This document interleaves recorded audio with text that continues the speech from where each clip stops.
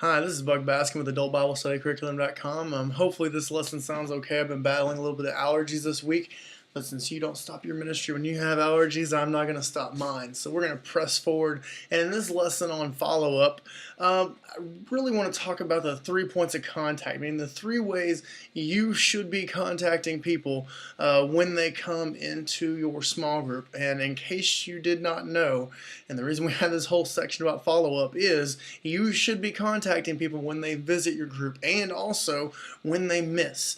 That should be important to you because that shows people that they are valued and that they were noticed and that they're a part of your community.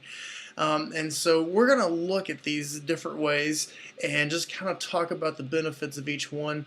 And you could choose one of the 3 each time, but I'm becoming a big proponent of doing all 3. So the first one is email. Since we're talking about adult small groups, most adults have email both professionally and personally. Our generation I'm 27, but from 23, 24 on up into senior adults even now usually use email addresses. The younger generations are kind of getting away from it, but the older generations still have it. So you can contact people by email, get their email address when they come in and they visit. There's even services out there where you can set up an email list. So you can just send out mass contact, but also type a personal email to someone, show them that they're missed or that you're glad that they came. Make sure that you mention their name at the first part of the email. It's just a good practice, and it shows that you were actually, we're working on this and thinking about them. A phone call. Very personal thing, very great thing. It's also good because it's not real intrusive. You can just call them and go, hey, I know you're a busy person, but I just want to let you know I was thinking about you and just checking in on you. Even if you get a voicemail, just leave that voicemail, but leave your contact number so if they have questions, they can call you back. And so phone calls are really a wonderful thing. So there's effort out there, but you're not being real intrusive here. And handwritten notes. Now, granted, I do not do handwritten notes. I have horrible handwriting, so I type. But if you've got some decent handwriting, write a handwritten card. It's kind of a lost art, but it's a wonderful thing because usually when stuff comes from a church, it's typed out. Now, while I have nothing against this, like I said, I type things and it makes things easier, especially if you're sending mass mailings. That handwritten note shows this is what I typed. This is not some just canned letter that I send out to everyone. So send that handwritten personal note. Again, mentioning their name, maybe mentioning one thing you remember that you talked about or one thing about them and saying you hope you will see them again. And so this is huge.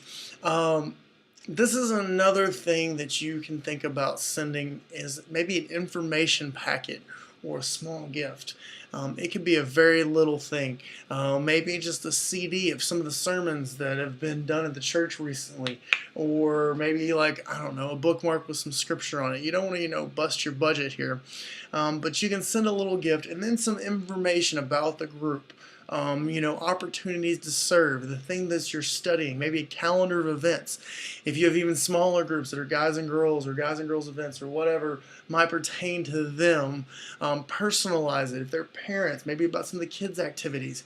Anything you can do to try and get them back, because in doing this follow-up, the goal is to have people come back and to grow your group, but it's not just about the numbers. It's about making them feel welcome and feel needed, because people have come to your group for a reason. If they've made the transition from service and going to a big service into a small group or a Bible study, they're looking for something and they're there for a reason.